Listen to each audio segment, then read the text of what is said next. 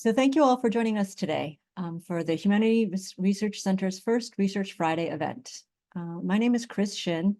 I'm an associate professor in the Department of Gender, Sexuality, and Women's Studies at VCU, as well as the director of the Health Humanities Lab and the acting director of the HRC for spring 2024, while the director, Kristine De Jesus, serves as the first Fulbright Canada Research Chair in Justice and Reconciliation at Western University in Ontario, Canada.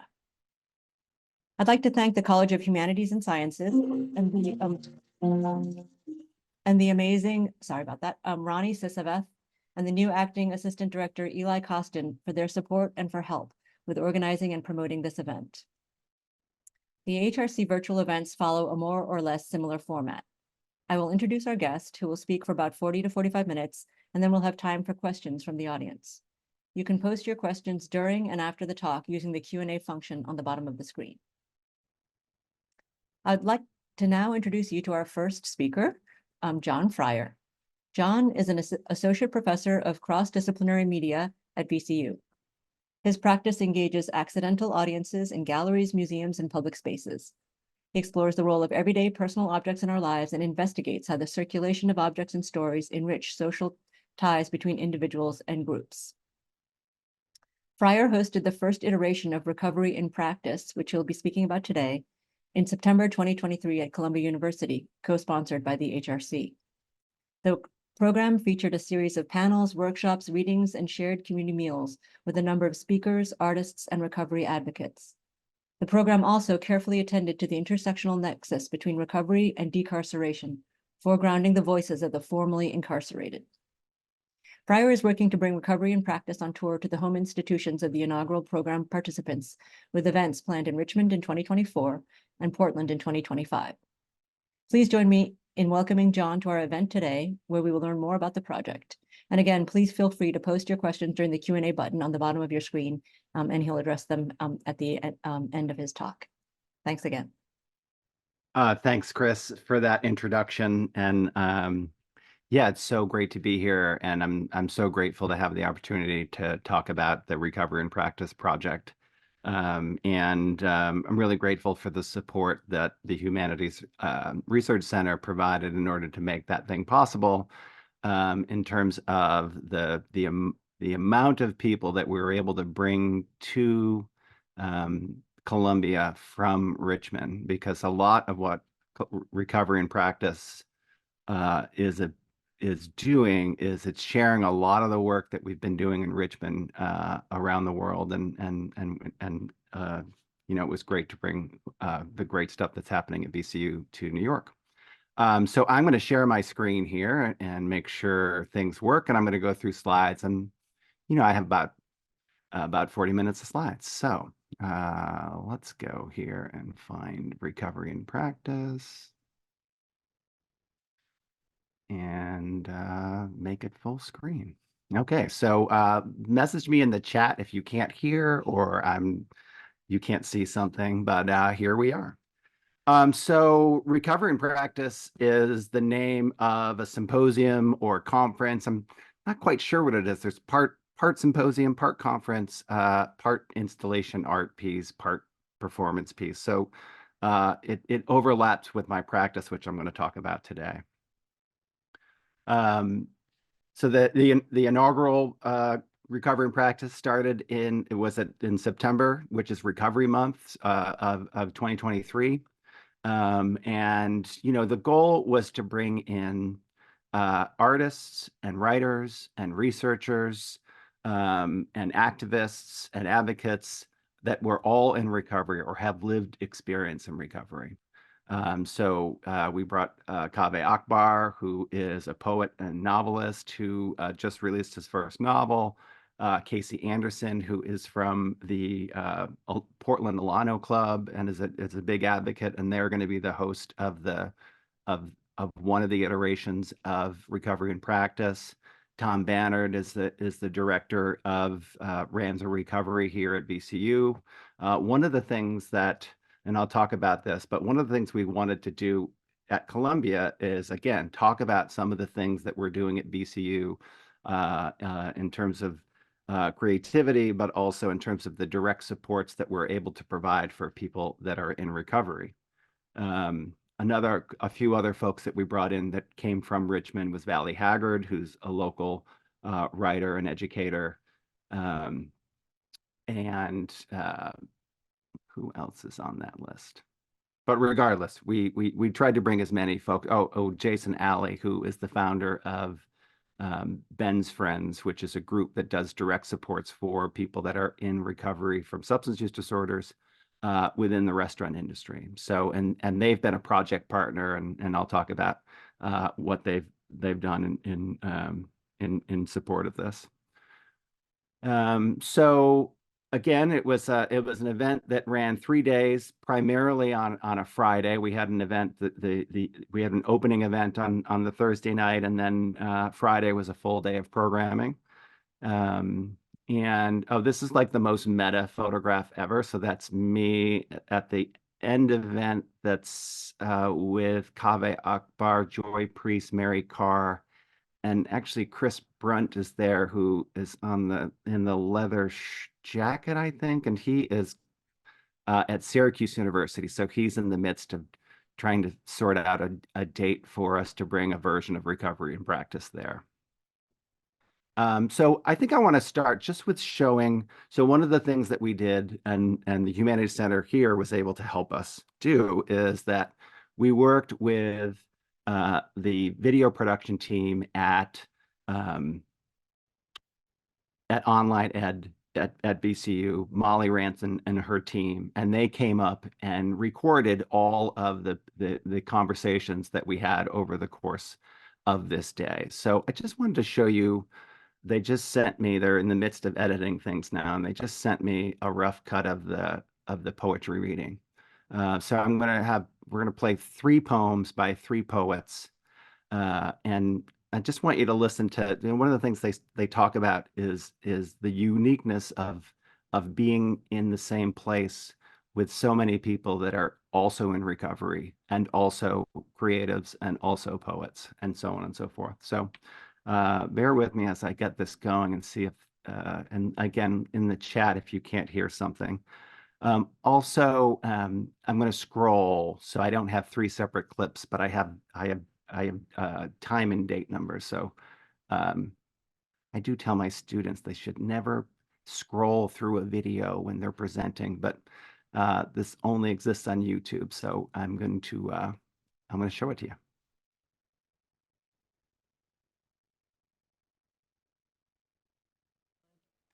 Might make it. Let's see here. 104. Can you all hear me? Is this science? Noise science? Cool. Yeah, hi everybody. My name's Kaveh Akbar. It's wonderful to be here with many of my literal best friends on the planet Earth, and many of my favorite writers, and that there's like a fairly substantial overlap between those 2 categories rules. I recommend it. If you can work that out. I'm going to just read a couple poems and then quickly cede the floor to my betters. Thank you. Can we please take a round of applause to John too for making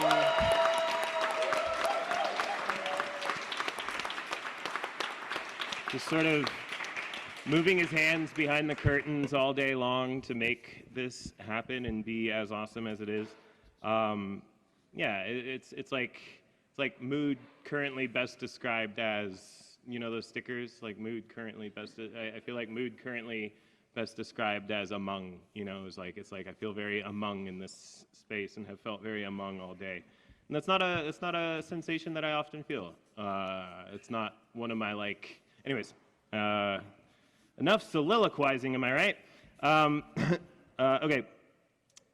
I'm going to begin with a poem that's by a not me poet, actually.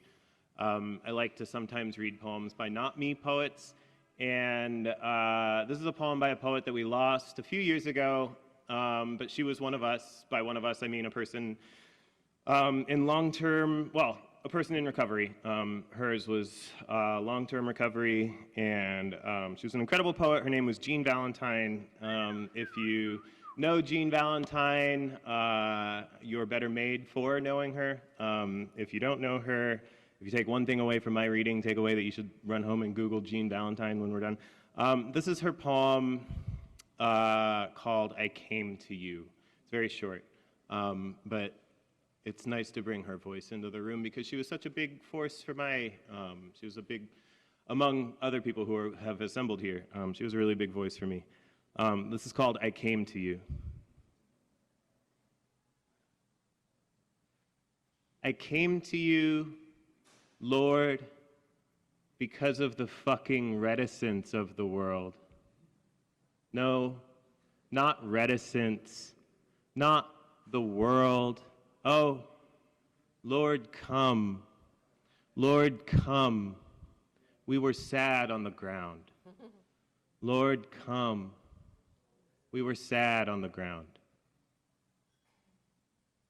I like that poem because it's sort of a record of its own breaking, you know? It's like the emotional catalytic sort of dwarfs the medium's ability to record it, you know? It's like the begins in this like liturgical register of I came to you, Lord, and then shatters immediately with because of the fucking reticence of the world.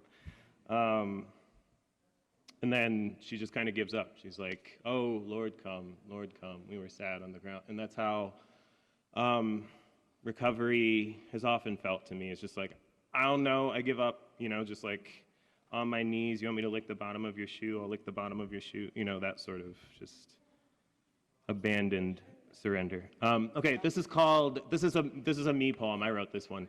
Okay, and I'm going to go to one poem by Mary Karr.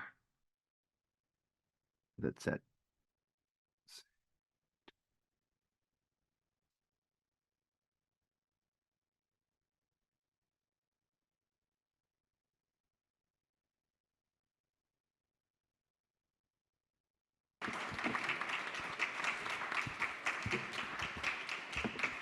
Isn't he great? I just want to say that all of us together here, if we decide this second that we are all called here to be here and share what we all feel inside and out, that this could be a holy space for us all. And that's kind of how I felt today. It's nice to be, it's not nice, it's more than nice. It's like surprising to be at some place where you feel like there are so many people who came through some of what you came through. This is the only happy poem I have, so I'll start with that, but don't expect any more happy poems. It's about my son.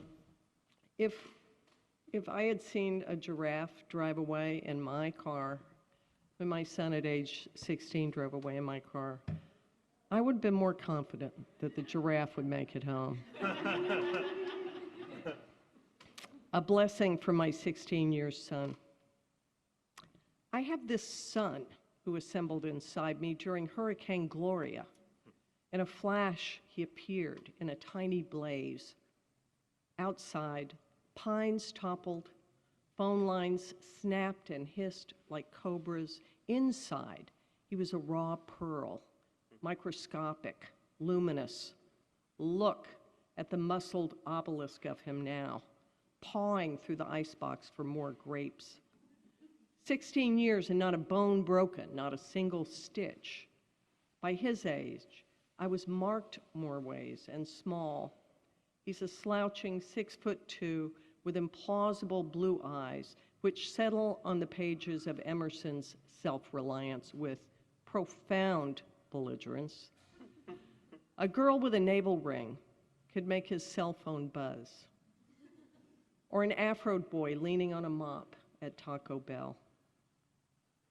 Creatures strange to me as dragons or eels. Balanced on a kitchen stool, each gives counsel, arcane as any oracle. Rodney claims school is harshing my mellow. Case longs to date a tattooed girl because he wants a woman willing to do stuff she'll regret. They've come to lead my son into his broadening spiral. Someday soon the tether will snap. I birthed my own mom into oblivion. The night my son smashed the car fender, then rode home in the rain-streaked cop cruiser, he asked, "Did you and Dad screw up this much?"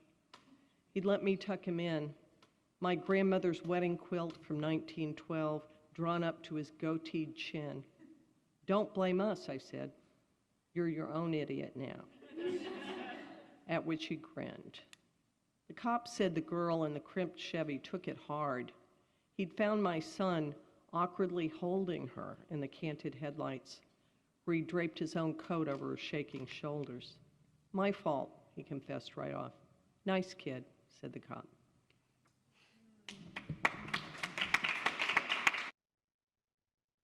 And then one more, just so that you can meet Joy Priest.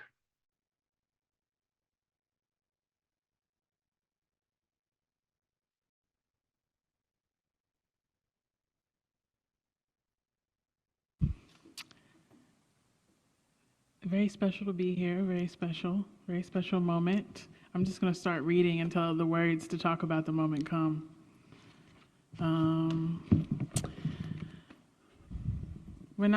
The first time I tried to stop drinking alcohol, I was at an artist residency at the very tip of Cape Cod. It was January. It got dark at 3:30. I had been drinking every day because it was the first time in my life that I had 24 hours to do with whatever I wanted. Couldn't handle it. So I tried to do dry January, and it just so happened that during the last week of the month, my father came to visit. My really, like my bestie from that experience, one of the visual artists is here, so also a special moment on top of being with my sober family. He's laughing because he met my dad. And I've been drinking with my dad since I was like 12, so this was my first time seeing him drunk and being sober. And I started this poem in the bar while he was drinking and I was just sitting there. This is January 2020.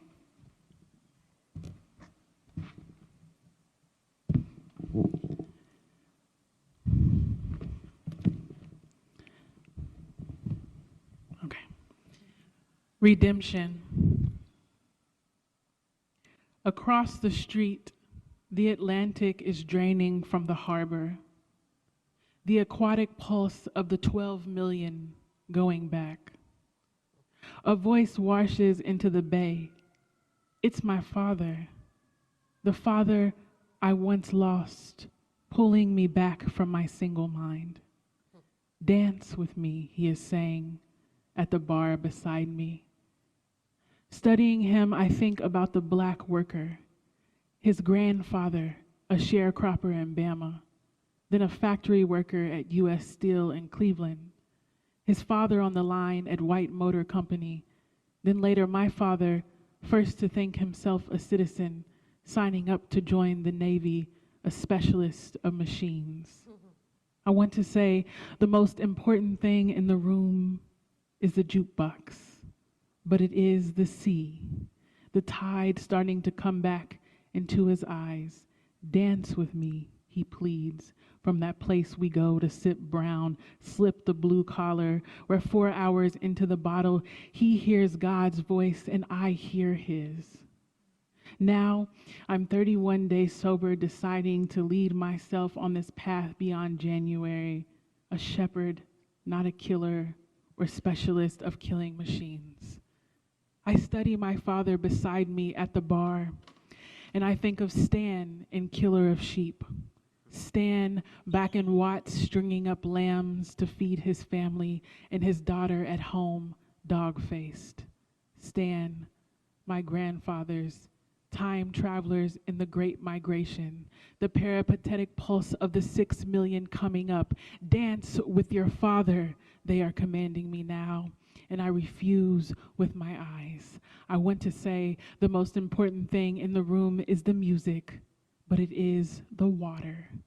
stand chained to the small ship of America's imagination, listing on the restless sea of time. My father listing, drunk on the stool now, blue magic gas leak labor coming out of his eyes, God all around him and the devil right with him, specters tossing him back and forth until suddenly, like that time in church struck with glory when he ran across the pews, he is hopping up, stepping out onto the blue lit floor yelling, I'll dance alone, I'll dance alone. After all, I am an African.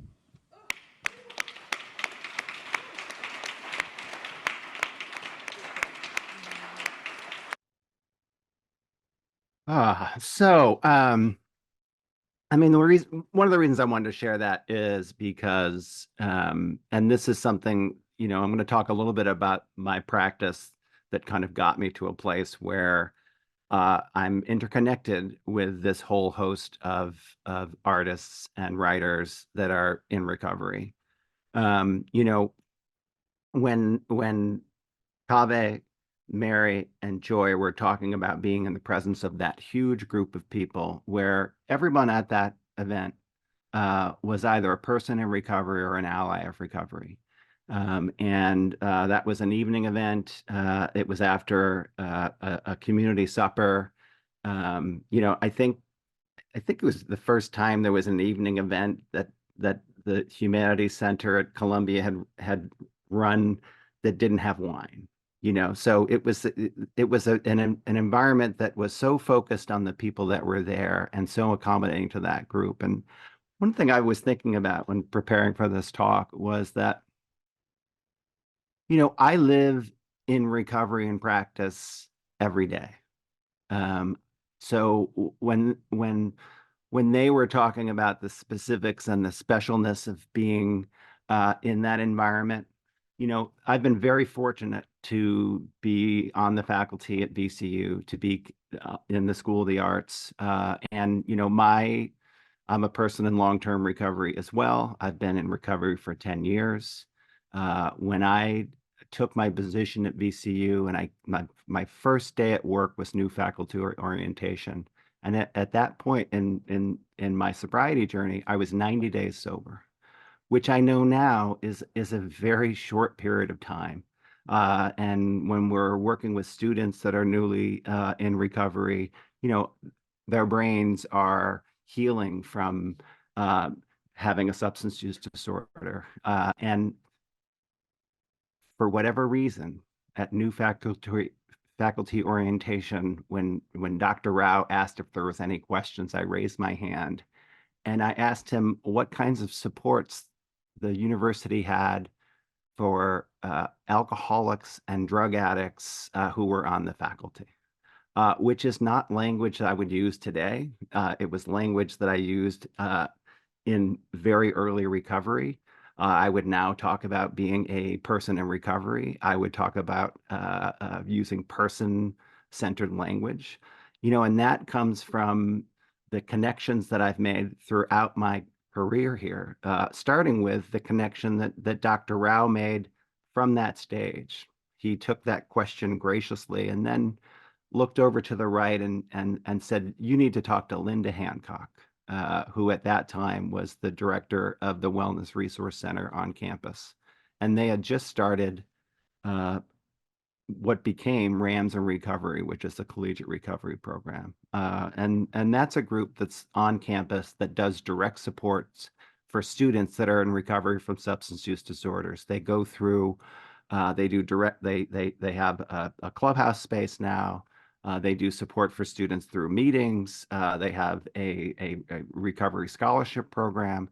And they've also been doing recovery ally training all across campus. So I work in an environment where there are hundreds of faculty and staff who have received training about what it means to what substance use disorders are, how people in recovery operate in the world, and it's an environment that is very supportive of people who, in lots of ways, are in the margin.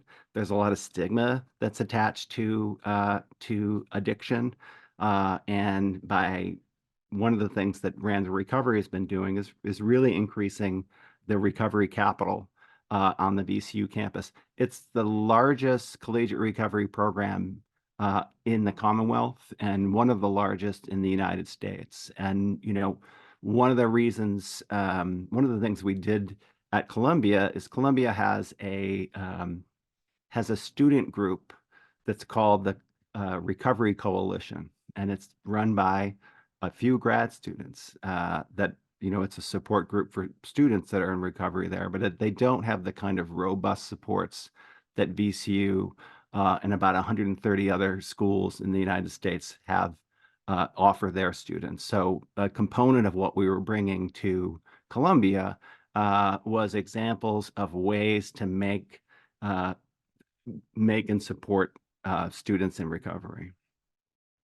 So again, the model for what we were doing with recovery and practice comes from my experience here at VCU. So Rands Recovery has been hosting a Research to Recovery conference for, I think this is coming on the 8th year. They record all of the presentations. They have a very robust, and I'll put links into this, a very robust record of people presenting their research. And a number of the people that I reached out to bring to Columbia were people that I met through this ongoing exchange of research and ideas that's happening on this campus on an annual basis. So the program at Recovery and Practice was based on a series of projects that I developed in Richmond and have extended to locations around the world. On the first night of Recovery and Practice, I hosted an event called Free Ice Water, which was a project that I developed in really early recovery. In fact, its first iteration outside of one-on-one conversations was at the first collegiate recovery conference that VCU hosted in, I think, 2014. And it's a project that revolves around blue mason jars, like the one that's on this table. And participants sit across from each other over these mason jars and have face-to-face one-on-one conversations. The conversation prompt is to think about a turning point in your life. So when I would be working with people in recovery, we can look at a particular date, a sobriety date, and see that as a particular turning point. But we all have turning points in our life in terms of a book that we read, a person we met, a mentor that worked with us that made us go left instead of right. So one of the components of this, and I wasn't even sure that it would work because we've done it in all kinds of different environments, but when we were up at Columbia, I wasn't sure if the New York audience would be willing to split into pairs and sit down for 20 minutes with a stranger talking about a turning point in their life. And I'm just showing you different iterations of where Free Ice Water has taken place. It's taken place on street corners, in gallery spaces. And again, it revolves around these blue mason jars that are filled with ice water, and then the conversation prompt of what of a turning point in their life. This was actually in 2015. I did this at Mixed Greens Gallery, and this was an undergraduate student from Columbia who came down because the Humanities Center had posted about this particular event. And now she's a PhD researcher. So the project's been going on for a long time, and each iteration is generating, different conversations. So this is me. Apparently, I'm wearing the same shirt. I just noticed my favorite shirt that was, I think I can stand up here. You can see my beautiful patch here. This was from the first exhibition at the ICA, the Mending Project, and a friend of mine adjusted my shirt. So This is me talking to Leslie Jamison, who is a writer who wrote an amazing memoir called The Recovering. And she teaches at Columbia, and she was the point person for bringing recovery and practice to life on that campus. So we started the opening event at Recovery and Practice was her and I sitting in conversation for about 20 minutes, again, about turning points in our lives. And then we opened it up to the audience. And again, you can see there's a big group of folks there. A few people, when I said we were going to go into breakout groups in pairs, there were a number of people who slipped out the back, but the majority of folks stayed. That's Morgan Godvin talking to Eileen Galuli, who is the director of the Society of Fellows and Humanities Center at Columbia. Morgan is someone we brought in who is a harm reduction advocate who distributes naloxone and Narcan at hip hop shows. Like so she's providing access to the life-saving overdose reversal drug naloxone in spaces where there might be overdoses. That's one of the founding members of the Columbia Recovery Coalition, and that Dziko Singleton, who we brought here from Richmond, who is the coordinator of the Comprehensive Harm Reduction Program at Health Brigade. So, you know, we set up a number of different panels for people to be in conversation about their practice and their advocacy, so they could meet each other and they could connect with each other and you know, share the things that work.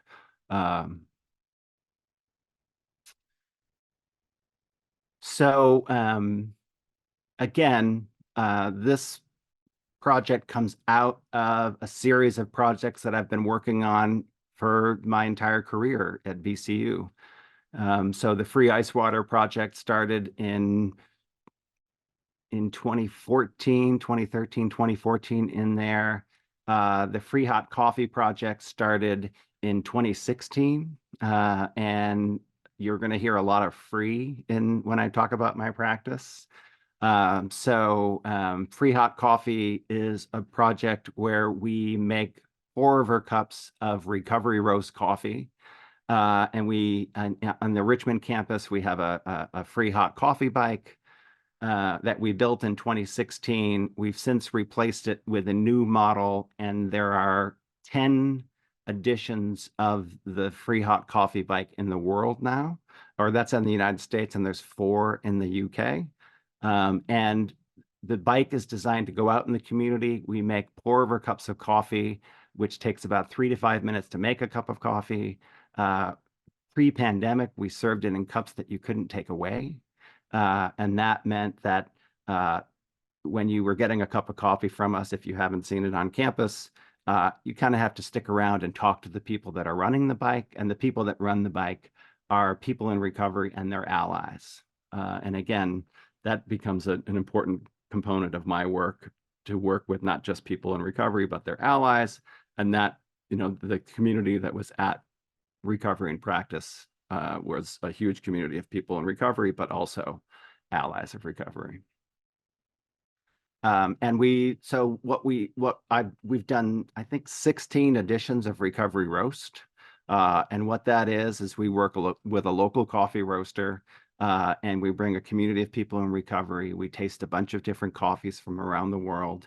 And then the group determines which variations of the coffee they like, that then gets made into a custom edition of Recovery Roast. So this is at the Forum at Columbia. This is Dear Mama Coffee from across the street from the venue. It's a big coffee roaster in the Manhattanville area of Columbia University. They came and brought in a whole variety of coffees. And then this group determined the flavor profile for that edition of Recovery Roast. So the idea is for us to generate a custom coffee that's specific to the community in which it operates. And this is a project for me that came out of my experience in recovery. When I walked into my first recovery meeting in 2013, I was handed the worst cup of coffee I ever had in my life. And a few years later, we started the Recovery Roast project, and I like to think of it as improving meeting coffee across the country, one community at a time. And I'm going to go forward. I just want to talk about some of the panels because we're cutting close on time. And again, we've done iterations of this in Liverpool, England. In 2018, I was able to bring the free ice water, free hot coffee, and a free hot supper project to the Tate Modern as part of the Tate Exchange, which, one of the benefits of doing that is they had an external evaluator evaluating the programs that were going on in that space at the Tate Exchange.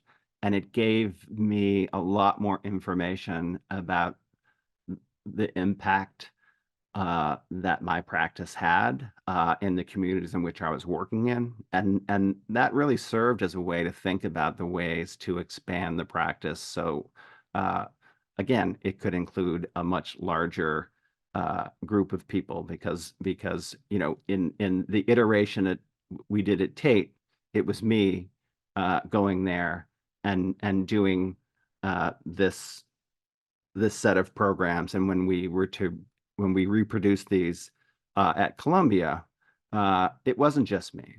It ended up being, this amazing collection of people. So this was the first panel that ran, and again, it was Dziko Singleton. It was a Rebecca Jordan-Young, who is at Columbia, who runs the Recovery Lab.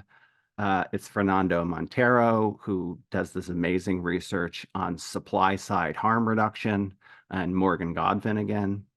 And, they talked about their experience, they talked about their research, and all of these conversations were recorded by the media team. So they're being edited down. So we produced this thing with the idea that we could share their conversations with the public after the fact.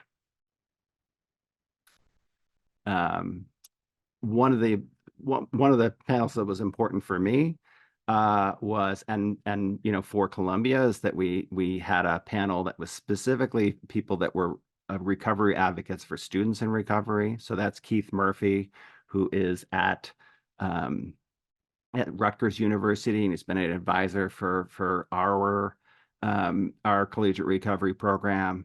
Kristine De Jesus runs this organization called Students Recovery. That's Tom Bannard, who is our recovery coordinator.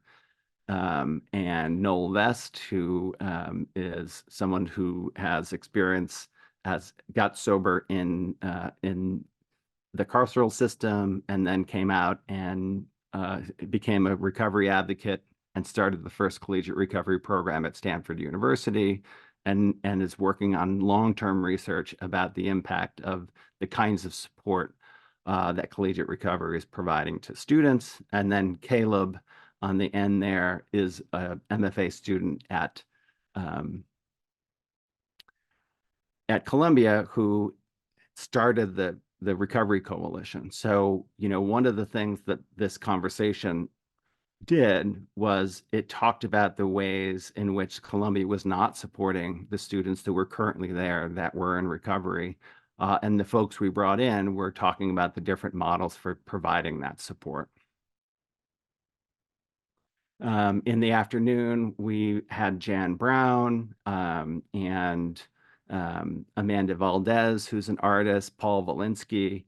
And what was significant for me specifically with Amanda and Paul Villinski is that they had been in recovery for, I think, both of them for upwards of 20 years. but neither of them had been, they don't talk about that recovery in public. They hadn't been in a group of creative, they hadn't been in a group like this in their lifetimes. And it was a really powerful conversation about the ways in which their recovery influenced and found ways into their work, but their work wasn't necessarily about recovery. So I loved seeing Paul's work because I could see the recovery pieces in it from afar, but it wouldn't be something that the general public would necessarily be able to read into it. And then we had this fantastic panel that was led by Leslie Jamison with Mary Karr and Elizabeth Crane talking about memoir. So again, what we did is essentially we created this I think Mary Karr said magical place, but we created this fiction, and the fiction essentially was that everybody in the room was a person in recovery, and everybody had interconnection to each other via their creative practice, which is something that hadn't been done before. Like we just had a group like this had never been assembled. And then the final event of this of recovery and practice was Free Hot Supper. So and that we've partnered, and I've partnered with chapters of Ben's Friends. So the Ben's Friends chapter here in Richmond supports people in the food and beverage industry in recovery. There are chapters all over the United States. So we work together to create a dinner, like a simple community supper, and that anyone who participated in any of the programs that we put on during the course of recovery and practice got a wooden token with the date and time of the dinner that we were serving. And so there were people that were a part of the conference. There were people that were in the community. In the end, like we had enough food for about 120 people, and we went through all of the food because as soon as folks found out there was this great food in one place, like the entire public safety department came over for dinner. So so again, when I was introduced, I talked about Chris talked about accidental audiences. And in my programs in general, we're constantly doing things for one community, but that extends out to larger communities. And I think what I'll do with that is, I think we're at 12:45. So if there are questions I can answer for you, I'll leave it at this slide. Thanks so much, John. This is a really thought-provoking presentation and a really rich project. So the floor is open for questions. Or comments, please feel free to post in the Q&A button at the bottom of your screen. And it's so hard because I don't know how many. I mean, I only see you, Chris. Yeah, it's kind of an odd setup. I don't know whether it'd be more daunting to be facing all the people in the bubbles, Yes, or yes. to be kind of talking to yourself and just me. But please drop questions in the Q&A if you have any.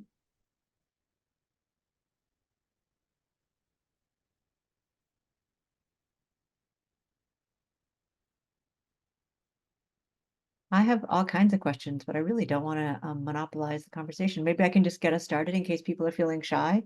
Sure. Yeah, okay. So I mean, one level of question has to just do with the kind of organization of the project, which I found just so intriguing and so original and creative. And I'm wondering if you could talk a little bit more about stigma and marginalization, and how the project tries to address stigmatization, marginalization, and then fears of people about privacy and around, disclosure when you're holding public events? Like, who has the sort of privilege of being able to publicly identify as somebody in recovery versus those who can't? And then also people who are I used to work in New York City, actually, with people living with HIV and AIDS who were unhoused, and almost all of them were actively using or in recovery. And they were not, I think that I'm just wondering about some of the different forms and different ways of thinking through recovery for different communities. And what Yes. that mean, and how your project, which seems to address that, but maybe you could speak about that a little bit more in your comment. Yeah, I mean, I think certainly in terms of the Recovery and Practice Conference, like in the invitations and who we invited, they were aware of where they were going, that they were speaking publicly about their experience, and there is a privilege that comes with the ability to do that, and that's something I'm wholly aware of, because even, again, like in terms of folks that were in that group, some of them had lived and been in recovery for 20 years and never really been in a public space talking about it, and that comes from stigma. It also comes from, like, when people are in a 12-step program, there's anonymity and traditions that are part of that. So, and sometimes that gets confused with, like, not telling anybody. I just happen to be in an environment where it's safe for me to identify as a person in recovery. That said, I mean, one of the things that is happening on our campus and is happening in general is that stigma is being reduced by education and by knowledge and by interaction, and also by seeing, when you see a group of people in recovery, and they're out in the world and they're talking about their experience, that creates space for other people to be. And one of the things I learned in the course of my project was that I'm a person that, certainly I'm a university professor. I'm confident in my ability to do the things I'm doing, and I don't feel like there's potential repercussions for me to be out like that. But at Rand's Recovery, there are students that are out about their recovery, and there are plenty of students that are not. So, an important component of how I talk about the work is we have allyship, and we leave allyship into that. So, one of the things that came out of the TATE program was, we worked with, it's very common in the UK for treatment centers to have choirs, and they performed a song that I wrote, and there were people in Richmond that wanted to perform that song. So we ended up forming a choir called the Recovery Ally Choir, and people who were in that choir, most of them were in recovery, but it was recalled the Recovery Ally Choir so that people who were in recovery but didn't want to identify as such could identify as an ally. So again, like, part of it is, I think, making recovery visible in the spaces that it can be visible, allowing people to self-identify as part of, or not part of, or as an ally, and in doing so, like, again, you're growing the space. I mean, in my case, when I identified as, I think I said, alcoholic at new faculty orientation, which I wouldn't use that language now. I mean, Linda Hancock made a beeline for me and said, "You're coming with me. We just started this recovery program. We need there to be representation of the faculty in that space, because we want to make sure that students know that there's a life beyond where they're at now." So, I didn't know better when I came into it, but part of what we're doing is again creating space, a safe space for people to to meet and talk to each other, and then branch out from there. Thanks so much. We have a number of questions in the Q&A. One is from Leslie Shield, who writes, John, I love your work, the visual art as well as the recovery practice. Is there ever a tension between the two, i.e. you want solitude to do your art, but also feel drawn to do these extroverted public events? How do you restore your spirit after all of the public work? I mean, the public work itself is restorative. I was just recently having a conversation about, there's various iterations of my work. So I showed slides of the work installed in an art gallery, which had white walls and so on and so forth. So, one of the things that's happened in my practice is that there's a balance between the art practice and the advocacy practice. In many ways, the advocacy has become more and more important to my practice, right? So one thing I didn't show here was that I started a project that's called the Free Narcan Bike, and we distribute the life-saving overdose drug naloxone, and we're recognized as a harm reduction partner by Virginia Department of Health. And when you look at something like the Free Ice Water Project, there are these beautiful blue jars. They're on these cedar shelves. They're in a gallery space. There's a big chunk of that is art, and a small chunk of that is advocacy, or the content in terms of talking, like creating space for conversation. When you look at the Free Naloxone Bike, the advocacy piece, it's a beautiful bike. It also has laser etched cedar components, like all of the bikes that we have. So there's a component of that ties back to my design practice and to my art practice. But the primary purpose of that bike is to do advocacy and outreach and to save lives, right? So if the work we're doing is leading to people surviving what would have been a fatal overdose, that's pretty restorative. Thank you for that question. Thanks for that thoughtful response. So Sachi Shimamura asks or states, comments, these projects and the ways you are approaching recovery are so fascinating. Thank you. I'd love your thoughts on best ways to get students involved. We are beginning a health humanities minor in the fall, and one of our faculty will be teaching literature of addiction, I hope. Any inspiration you can offer on how to get students involved in the best ways, or what types of issues and practices about recovery addiction would be the most crucial for students to learn as part of their core health humanities learning? Fantastic question. And this is on the VCU campus, I'm assuming. So we have a tremendous resource, which is Rams in Recovery. If you go to recovery.vcu.edu, there's a wealth of information of specific.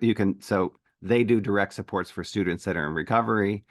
They also are a place where students who have are themselves suffering or have friends. It's a place where there's peer support specialists available to talk to people in and around addiction and recovery. So like meeting that particular population would be a starting point. There's also, they've been doing recovery ally training for the last 6 years. So there's a few hundred students, faculty, and staff that have received training on topics in and around addiction and recovery. So there's, there are people that have gone through that training that you might be able to access through Rams in Recovery. Yeah, and then general awareness. Again, on campus, the Free Hot Coffee Bike is a project that I built and ran, but now it runs completely independent of me. Rams in Recovery brings that bike out. I think they brought the bike and the Narcan bike out 30 or 40 times in the fall, and they've got that such an aggressive schedule like that for the spring. So there's lots of points of entry.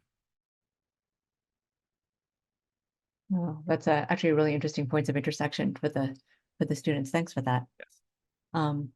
Okay, so I don't see any more questions in the Q&A. I think we covered them all. Carolyn Eastman had to leave and says, thank you so much for this. Great. Has to go to another meeting. So I just wanted to announce, to say thank you again to John, for really, I'm sure that you'll welcome, I hope, other people who are going to probably continue to reach out to you after. Yes, please hearing this talk. put my information there.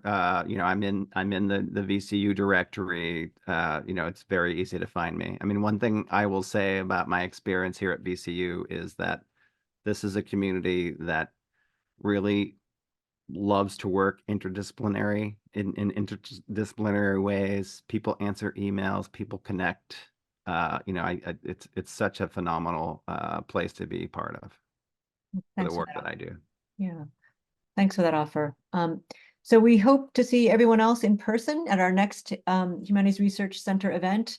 And as part of our series, speaker series, Breathing Life into Black Wombs, Ableism, Misogynoir, and the Reproductive Injustice Within the Medical Industrial Complex, will be our next talk with Dr. Anna Laquan Hinton, Thursday, February 8th at 4 p.m. in the STEM Building, room 110. So the registration and more information about that event is in the chat, and we welcome everyone. So please have a wonderful weekend, and thanks again, John, for that really inspiring talk. And we look forward to seeing you virtually and in person soon. Great. Thank you so much, everyone.